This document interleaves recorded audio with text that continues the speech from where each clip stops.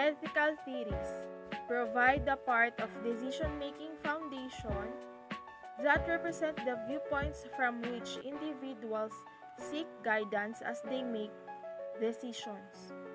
Emphasizes different points, a different decision-making style, or a decision rule, such as predicting the outcome and following one's duties to others in order to reach what the individual considers as ethically correct decision.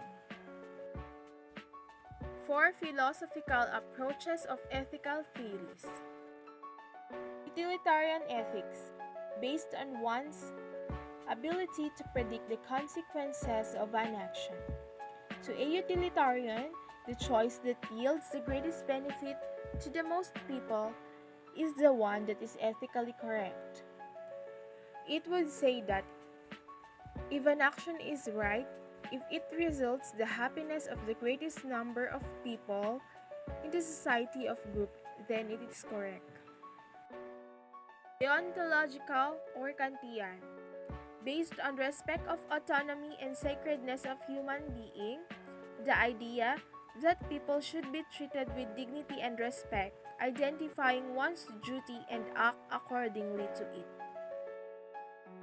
Virtue focuses on virtues or vices of the moral agent and is associated with a good, happy, flourishing life, considering what a good public relation professional. Principlism, based on 4 ethical principles: autonomy, beneficence, non-maleficence, and justice, and as a framework for the ethical analysis of complex situations. It designates an approach to biomedical ethics that uses the framework of 4 universal and basic ethical principles: respect for autonomy, non-maleficence, beneficence, and justice. Stages of moral development. 1 or pre-conventional. Obedience and punishment orientation. Self-interest orientation. Stage 2 or conventional. Interpersonal accord and conformity. Authority and social order maintaining orientation.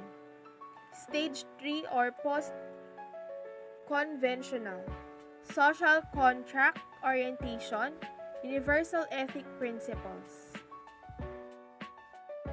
Level 1 or pre-conventional morality. Young children under ages of 9. At this level, children don't have a personal code of morality. Instead of moral decisions are shaped by the standards of adults and the consequences of following or breaking their rules. Authority is outside the individual, and children often make moral decisions based on physical sequences of actions. Stage 1 of pre-conventional morality, obedience and punishment orientation. The first stage highlights the self-interest of children in their decision-making as they seek to avoid punishment at all costs. If the child is good, he or she can avoid being punished. But if a person is being punished, therefore they have done something wrong or bad.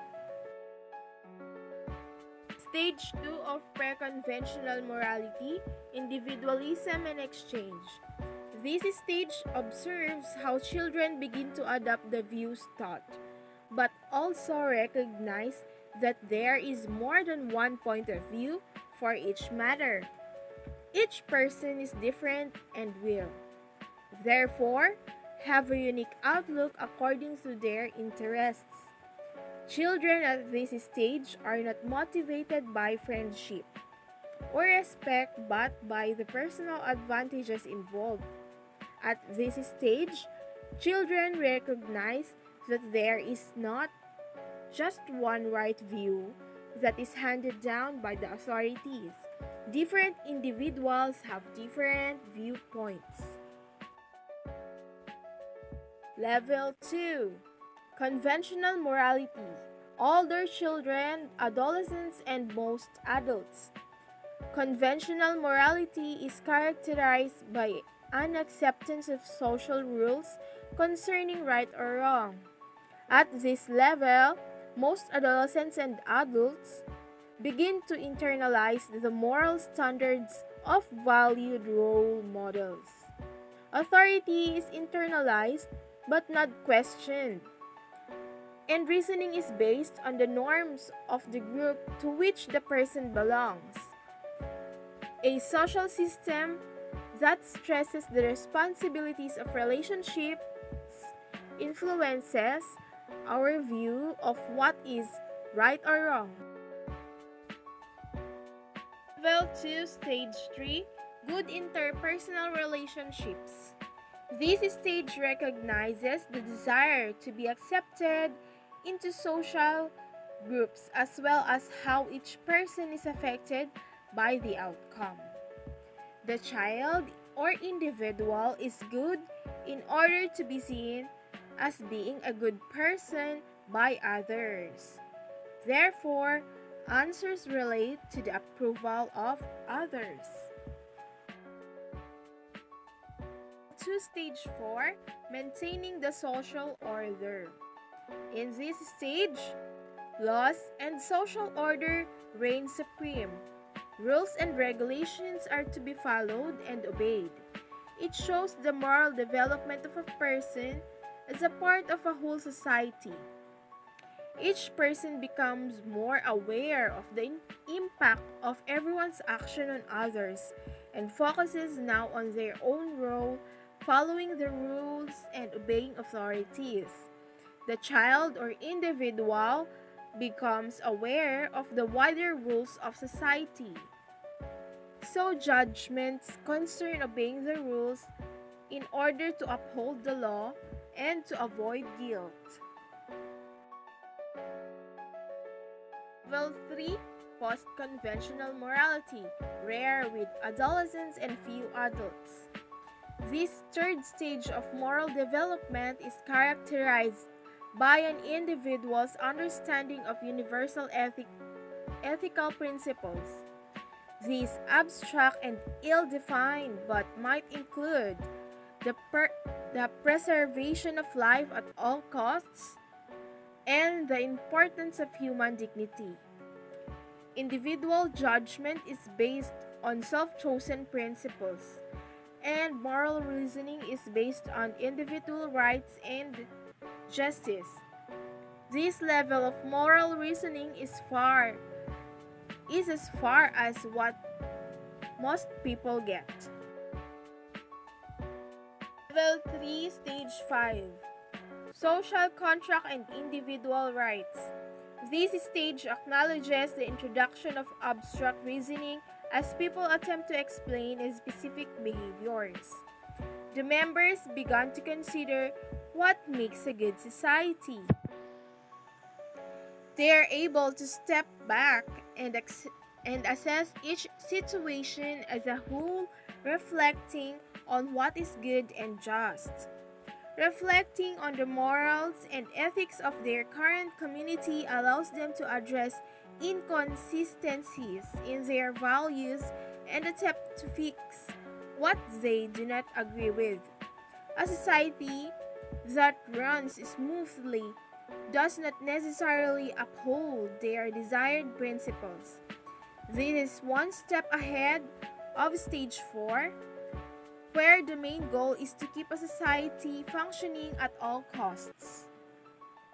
The individual becomes aware that while rules or laws might exist for the good of the greatest number, there are times when they will work against the interest of particular individuals. Level 3, Stage 6, the last stage, Universal Principles. The final stage states that moral reasoning is based on personal values. The sixth stage was created to acknowledge the use of justice in moral reasoning. General, universal morals and ethics are used as a baseline for what is right and just.